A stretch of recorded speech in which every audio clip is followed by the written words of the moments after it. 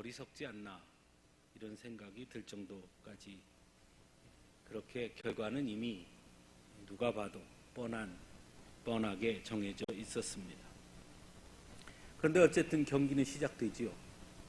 그리고 누구나 예상하듯이 토끼가 저만치 앞서가게 됩니다.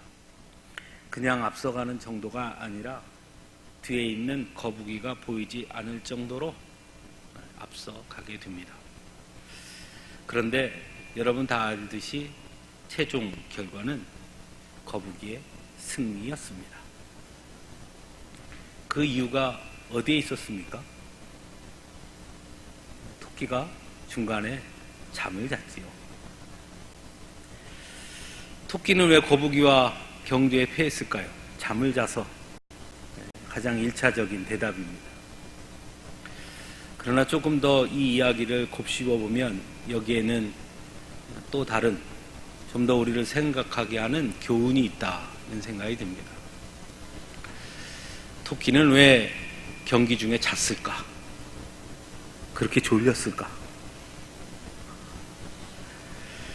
토끼의 시선이 거북이에게 고정되어 있었기 때문입니다.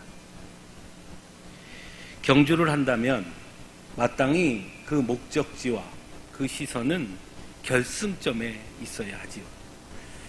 그런데 토끼는 결승점이 아닌 자신의 상대인 거북이만 바라본 겁니다.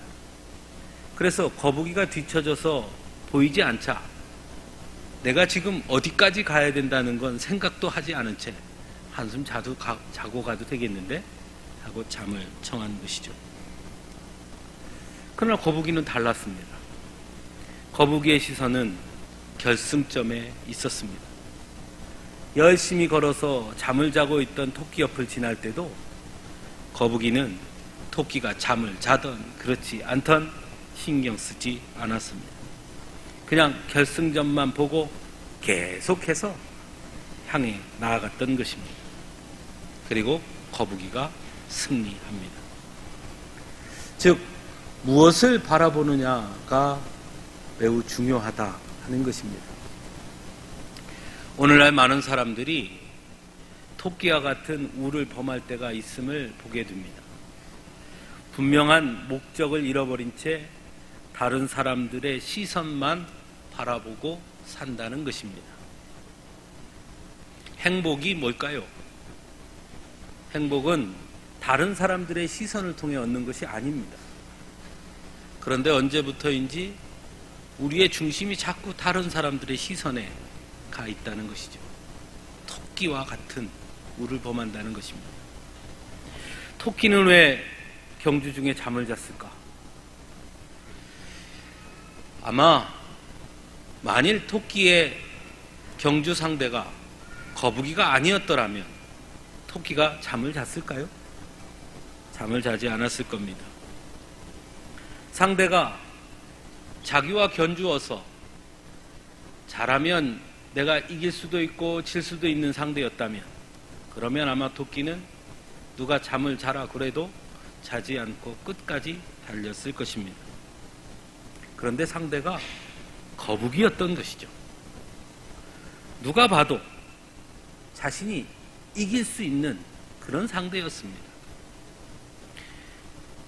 제대로 된 경주를 하려면 제대로 된 상대를 만나야 하는데 처음부터 상대가 되지 않는 거북이와 경주를 했기 때문에 토끼는 잠을 잤던 것입니다. 긴장감을 잃었던 것이죠. 이 정도쯤이야 했던 것입니다. 오늘날에도 이런 우를 범하는 사람들 또한 여전히 많습니다. 경쟁 상대를 잘못 설정한다는 것입니다. 때로는 너무나 쉬운 상대를, 때로는 너무나 버거운 상대를 설정하고는 너무 쉬운 상대와 경기할 때는 쉽게 자만하고 너무 버거운 상대를 상대할 때는 처음부터 쉽게 포기하게 된다는 것입니다. 믿음의 사람들로 시선을 옮겨볼까요? 우리들 말입니다. 우리들도 마찬가지입니다. 우리의 경쟁 상대, 경쟁 상대라고 말하는 게 좀 이상하긴 하지만 우리의 경쟁 상대는 누구입니까?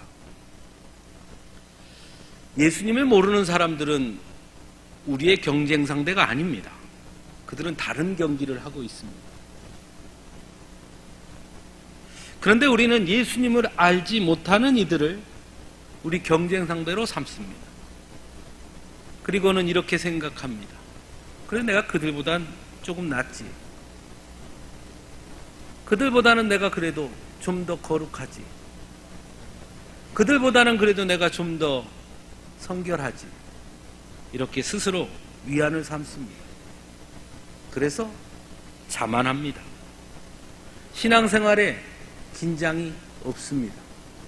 물에 술 탄 듯, 술에 물 탄 듯 그렇게 신앙생활합니다. 어떤 경우에는 우리의 경쟁 상대가 누굽니까? 그렇게 말하면 성경의 위인들을 경쟁 상대라고 말하는 사람도 있습니다. 아브라함, 다윗, 사도 바울, 베드로. 그렇게 말하는 분들은 대부분 그런 분들의 삶을 따라가기 위해서 내가 열심히 살겠습니다 라고 말하면 좋으련만 그렇게 말하면서 뒤에 이렇게 꼭 붙입니다. 그런데 말입니다. 내가 어떻게 사도 바울 같이 살 수 있겠습니까? 내가 어떻게 아브라함처럼 할 수 있겠습니까? 내가 어떻게 베드로처럼 할 수 있겠습니까? 아이고, 택도 없습니다 하고 스스로 포기해 버리는 것입니다.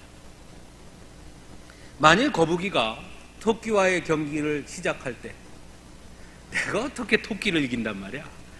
되지도 않은 일이야 하면서 포기했다면 토끼를 꺾은 전 세계의 유일한 거북이는 사라졌을 것입니다.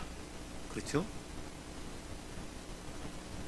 우리는 모두 하나님의 자녀들입니다. 모두 하나님의 사랑하는 은혜를 입은 자들이고 주님의 제자들입니다.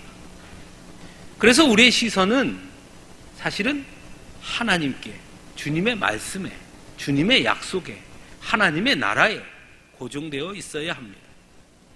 즉 우리의 결승점은 하나님의 나라인 것입니다. 그런데 신앙생활하는 이들도 자꾸 토끼처럼 하나님 나라를 바라보며 걸어가는 것이 아니라 옆에 있는 거북이를, 저 뒤처져 있는 거북이를 바라본다는 것입니다. 하나님의 나라라는 결승점이 아닌 거북이를 보고 스스로 위안을 삼고 우쭐댈 때가 있는 거죠. 오늘 우리가 읽은 본문에서 예수님은 제자됨에 대해서 말씀합니다. 그런데 그 말씀이 좀 무겁습니다. 명절을 앞두고 이런 말씀을 전해서 저도 마음이 참 무겁습니다. 좀 복되고 즐거운 소식을 전해야 되는데 어떻게 말씀을 보다 보니까 이 말씀이 26절에 보면 이런 말씀이 있죠. 자기 부모와 처자와 형제와 자매와 더욱이 자기 목숨까지 미워하지 아니하면 능히 내 제자가 되지 못한다. 참 무거운 말씀입니다. 예수님의 제자의 길을 걸어감에 있어 다른 어떤 것에도 시선을 빼앗겨서는 안 된다는 것입니다. 그것이 부모든 형제든 자매든. 실제로 우리 가끔 올림픽 경기 같은 걸 보면 선수가 트랙에 딱 서서 총성이 딱 울리면 쫙 뜁니다. 그러면 관중석에 막 가족들이 가슴을 졸이고 환호성을 지르고 막 소리를 지릅니다. 그런데 만일 그 경기에 임한 선수가 막 뛰다가 우리 아들 잘한다 소리를 듣고 엄마 나 잘 뛰고 있어 어떻게 될까요? 형제가 손짓한다고 그것을 바라보면 어떻게 될까요? 경기에서 결코 승리할 수 없을 겁니다. 아니 어쩌면 끝까지 완주하지 못할 수도 있을 겁니다. 예수님의 제자라는 것이 바로 그렇다는 것이죠. 예수님의 제자로 산다는 것은 예수님의 제자로 살고자 한다면, 제자가 되고자 한다면 하나님의 나라, 하나님의 말씀에 시선을 고정하고 앞을 향해 나아갈 수 있어야 한다는 것입니다. 하지만 많은 사람들이 예수님의 제자가 된다는 것이 무엇인지를 여전히 잘 알지 못합니다. 어떤 경우에는 마치 내가 가지고 있는 많은 스펙 중에 하나, 또는 삶을 살아감에 있어 가지게 되는 여러 가지 중에 하나, 또는 잠시 스쳐가는 것들로 이해하는 경우가 있는 것을 보게 됩니다. 그래서 항상 우선순위에서 밀립니다. 우리가 솔직해질 필요가 있습니다. 여러분은 안 그럴 거라고 확신합니까? 네. 우리 주원이 해필이면 주일날 11시부터 12시까지 아르바이트가 있는데 그 1시간 아르바이트를 하면 50만 원을 준다. 자, 주원이 월요일도 안 되고 화요일도 안 되고 꼭 일요일날, 자, 주원이 어떻게 할 것 같아? 왜 엄마를 보나? 주원이는 이미 마음에 결정을 했습니다. 그래서 엄마를 보는 겁니다. 주원이 뿐일까요? 여러분 어떻습니까?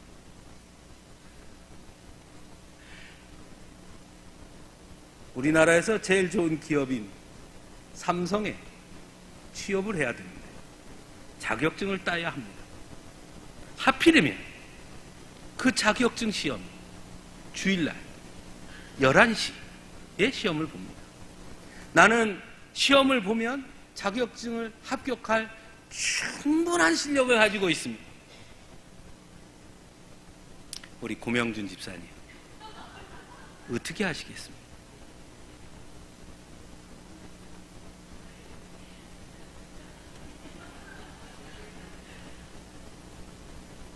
좀 극단적인 예지만 우리는 항상 다른 어떤 것이 생기면 예수님의 제자됨이라는 것이 뒤로 밀려진다라는 것입니다.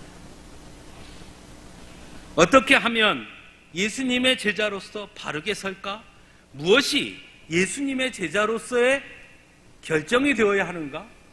우리가 무엇을 고민해야 하는가? 거기에 포인트가 있는 것이 아니라 주원이가 고민합니다. 목사님네 아들 미니 오빠도 지난번에 주일 빠지고 알바하던데 뭐 하고 갑니다. 고명준 집사가 생각합니다. 나만 그런가? 그 자격증 딴 사람 어차피 다 주일날 시험 봤는데 뭐 하고 갑니다. 하나님의 뜻, 하나님의 말씀이 선택의 기준이 아니라 옆에 있는 거북이가 기준이 된 겁니다. 다른 사람들이 어떻게 할까?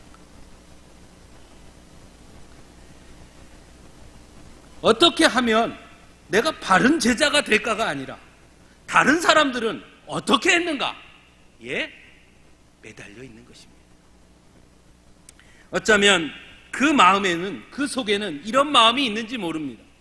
그래도 나는 평상시에 예배 잘 드리니까, 그래도 나는 찬양대 헌신도 하니까, 그래도 나는 주일날 찬양팀에서 악기 연주하니까,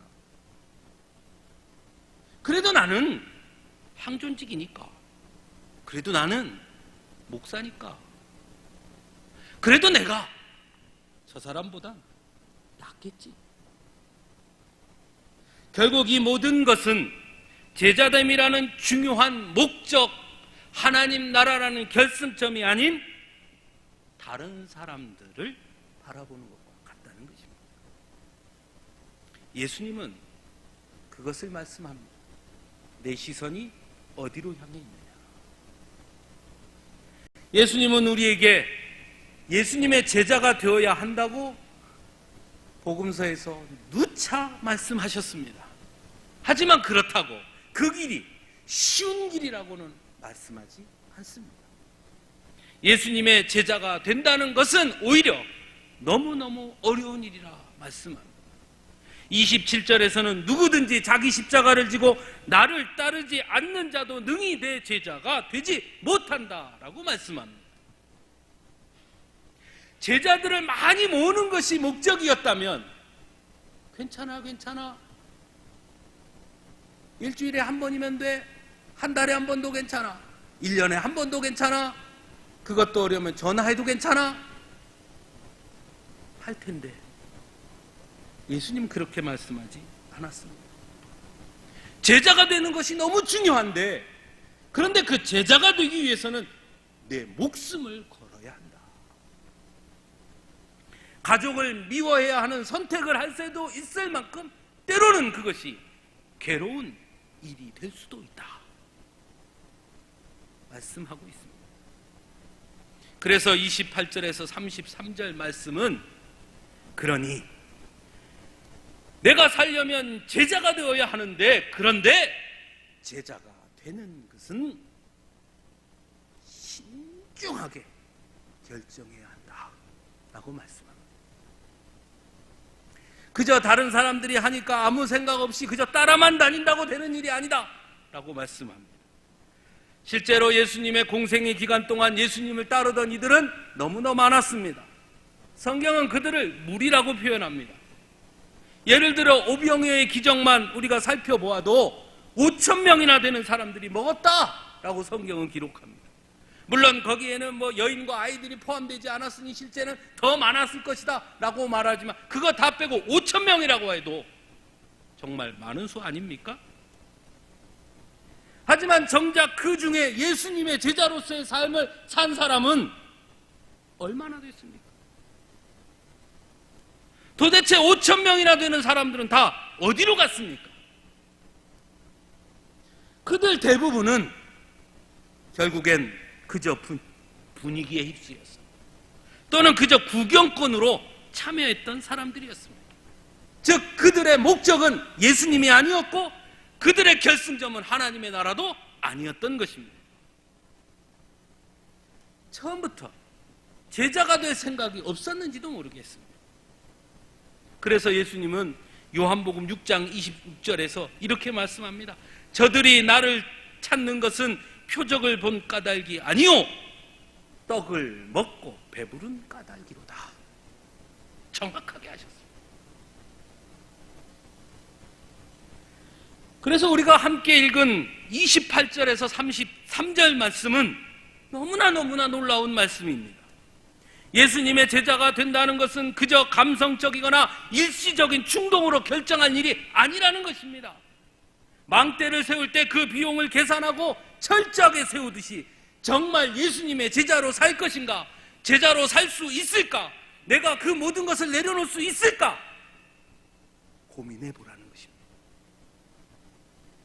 그런 고민 없이 무작정 뛰어들었다가 중간에 나 이런지 몰랐네 하고 포기하면 보는 자가 비웃는다. 사단이 비웃는 것입니다. 내가 너 그럴 줄 알았다. 네가 무슨 택도 없는, 잘했다.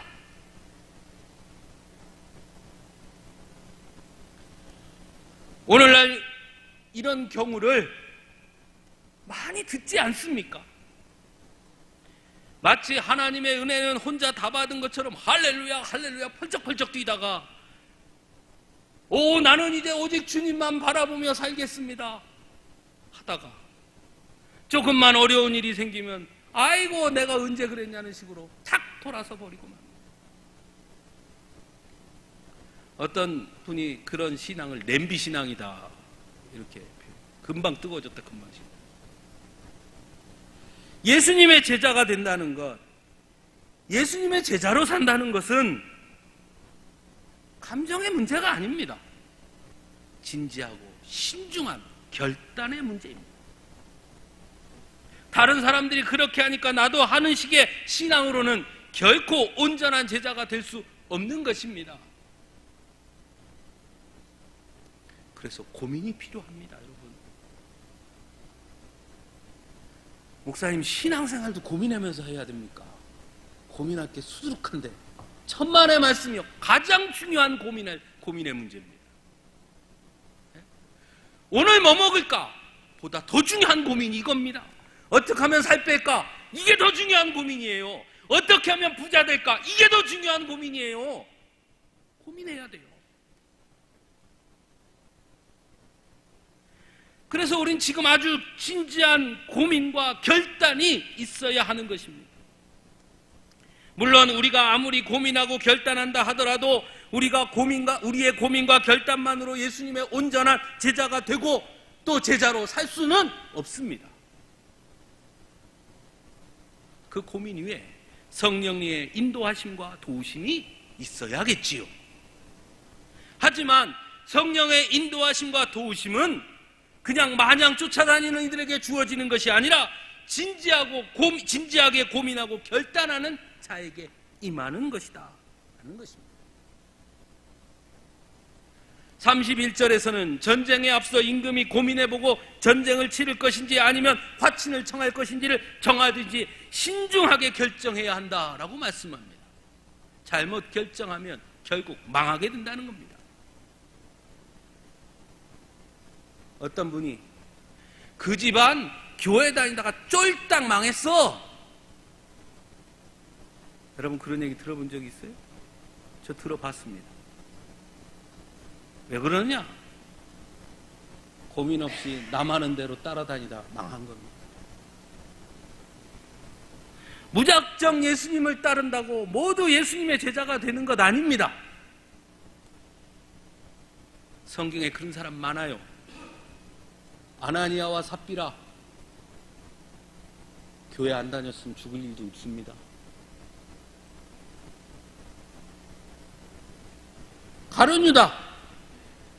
가룟유다는 역설적으로 예수님을 따랐기 때문에 망한 인생이 됐습니다. 오히려 예수님께서 너는 차라리 나지 아니하였더라면 자기에게 좋을 뻔하였느니라 말씀하지 않습니까? 왜 그렇게 됐습니까? 예수님의 제자가 된다는 것이 무엇을 의미하는지 가룟유다는 몰랐기 때문입니다.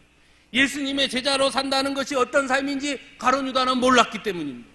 눈으로는 예수님을 보지만 실상은 예수님을 통한 성공을 보았고, 귀로는 예수님의 말씀을 듣는 것 같지만 그 중심에는 정치적 야망이 있었기 때문입니다.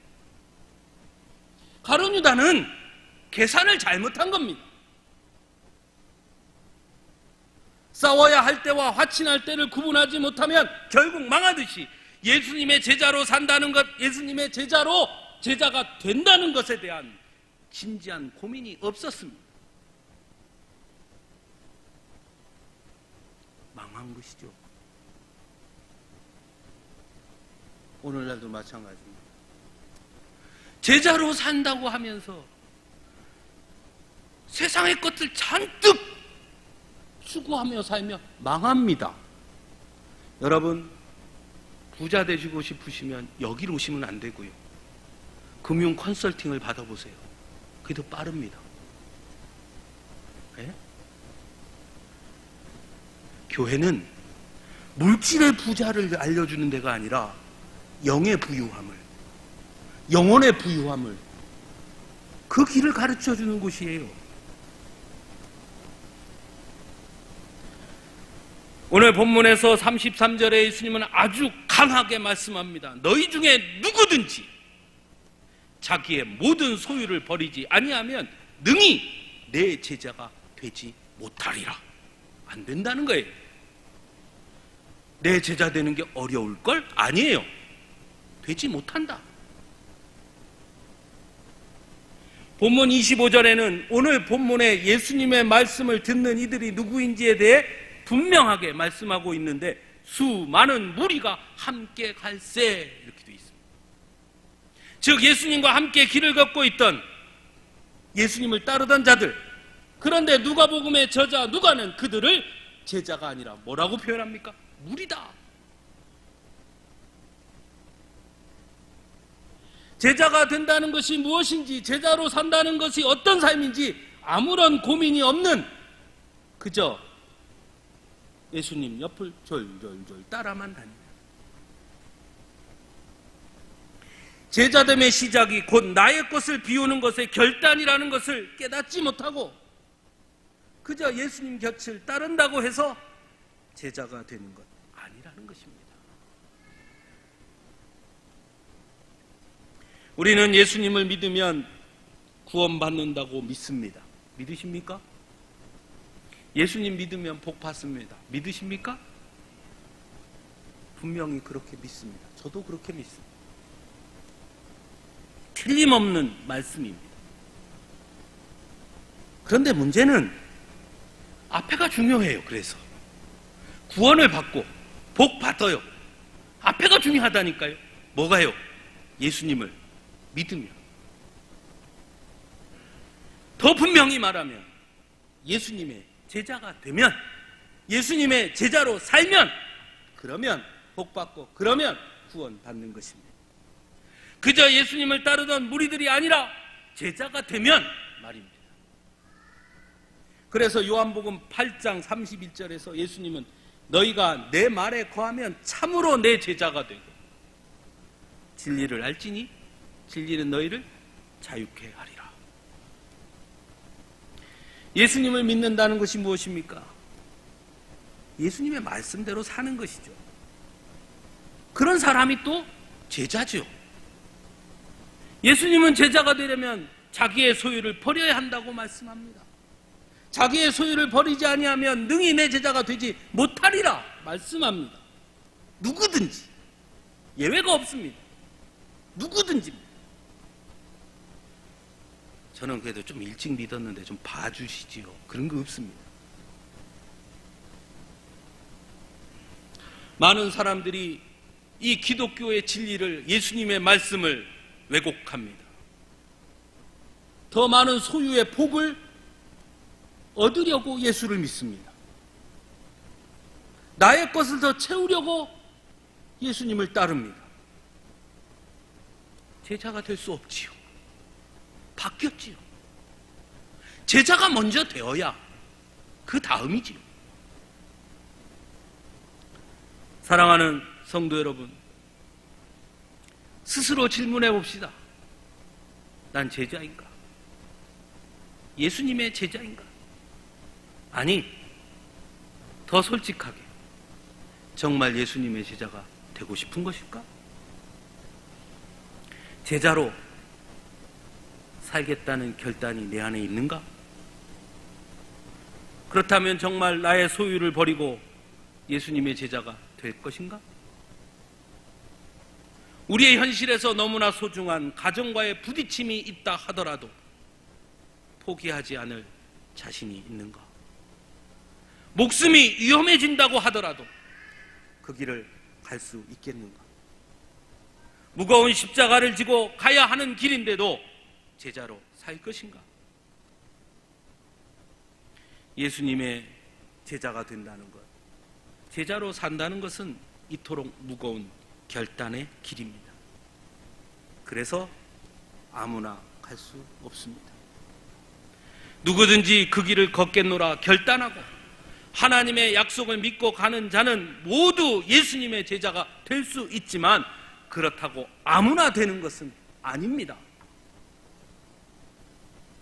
무거운 자기 결단, 무서운 자기 비움, 고통스러운 십자가를 지는 수고를 감당하면서도 하나님의 약속에 대한 흔들림 없는 신뢰와 확신이 있는 자만이 예수님의 제자가 되는 것입니다. 저는 오늘 본문을 묵상하면서 제목을 우보천리 이렇게 한번 정해봤습니다. 이 말은 소걸음으로 천리를 간다 라는 말이죠. 천천히 가더라도 목적을 이룬다 라는 뜻입니다. 손은 말처럼 빠르지 않습니다. 하지만 손은 뒤에 달구지를 매달고 무거운 짐을 싣고도 목적지에 이르도록 비록 천천히 가지만 끝까지 가는 것입니다. 마치 서두에 토끼와 거북이가 경주를 할 때 거북이가 끝까지 오직 결승점만을 바라보며 앞으로 향해 가서 결국 승리를 거둔 것처럼 그 길을 걷는 것이 우리가 되어야 한다는 것입니다. 예수님의 제자가 된다는 것은 어느 순간 한 번에 되는 것이 아닙니다. 예수님의 제자들도 그리하지 않았습니까? 예수님이 부르셨을 때 바로 그들이 예수님의 제자의 삶을 온전히 살 것은 아니었습니다. 예수님과 함께했고 예수님의 기적을 보았고 예수님의 능력을 체험했지만 그들 역시 여전히 세상의 것을 추구했고 자신들을 온전히 비우지 못했습니다. 그래서 예수님과 함께 가면서도 누가 더 큰 자냐를 놓고 다투기도 했고, 변화산에서는 여기가 좋사오니 여기에 초막셋을 짓고 머무릅시다 하기도 했습니다. 매우 현실 중심적인 사람들이었습니다.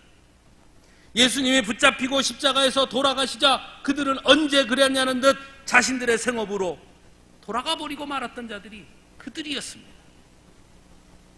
하지만 그런 연단을 겪은 후에, 실패와 좌절을 겪은 후에 그들은 비로소 예수님의 제자가 된다는 것이 무엇인지, 제자로 산다는 것이 무엇인지를 고민하게 됐습니다.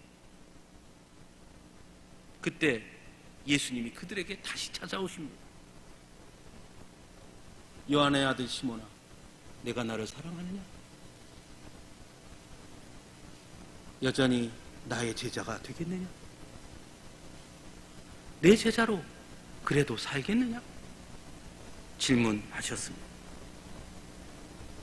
비로소 그들은 변했습니다. 부활의 주님을 만난 후 그들은 새롭게 결단하게 되었고, 성령이 그들에게 임하실 때 그들은 비로소 온전한 제자가 되었습니다. 사랑하는 성도 여러분, 우리 역시 마찬가지입니다. 이제라도 주의 말씀 앞에 진지하게 서봐야 합니다. 주의 말씀 앞에, 약속 앞에 나를 세워봐야 합니다. 그래도 명색이 내가 목사인데, 아니, 다 필요 없어. 정말 예수님의 제자로 살 것인가? 나는 감당할 준비가 되어 있는가? 주님이 원하시면 나의 모든 것을 주님께 드릴 수 있는가? 고민해 봐야 합니다. 한 번에 완전하게 할 수 없을지는 모릅니다. 여전히 부족하고 느리지만 그럼에도 불구하고 또 고민하고 또 고민하며 주의 약속을 믿고 결단의 발걸음을 또 한 발 내딛는다면, 우보천리, 소걸음으로 천리를 가듯 비록 느리지만 천천히, 그러나 확고하게 하나님의 나라를 바라보고 주의 약속을 믿으며 오늘 또 한 걸음을 내딛으며, 그 결단 속에 내딛는 그 한 걸음 위에 성령의 인도하심과 성령의 충만함이 임할 때에 우리는 비로소 나도 주의 제자입니다 말할 수 있지 않겠습니까? 사랑하는 성도 여러분, 사람들이 내게 하는 말은 중요하지 않습니다. 내 눈에 보이는 건 중요하지 않습니다. 왜 예수를 믿습니까? 왜 예배하십니까? 왜 기도하십니까? 왜 찬양합니까? 왜 예수가 아니면 안 되는 겁니까? 왜 이렇게 어려운 예수를 믿어야 하는 겁니까? 왜 이렇게 고민하면서까지 예수를 믿어야 하는 것입니까?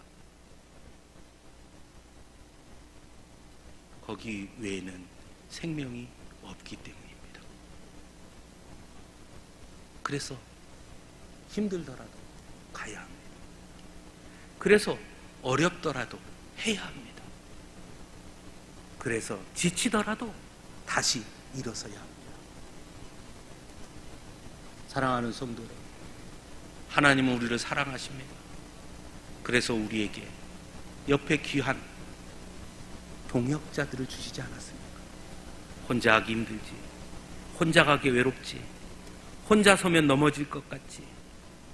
그래서 내 옆에 또 다른 나의 사랑하는 자녀를 두었노라. 집사님 손을 잡고, 권사님 손을 잡고, 장로님 손을 잡고, 때로는 어린 주원이 손도 잡고, 더 어린 수 손도 잡고, 그렇게 함께 기도하면서 천천히 한 발 한 발, 그러나 흔들림 없이 걸어감으로 주의 제자로 하나님 앞에 칭찬받는 우리 모두가 되기를 간절히 소원합니다. 함께 기도하겠습니다.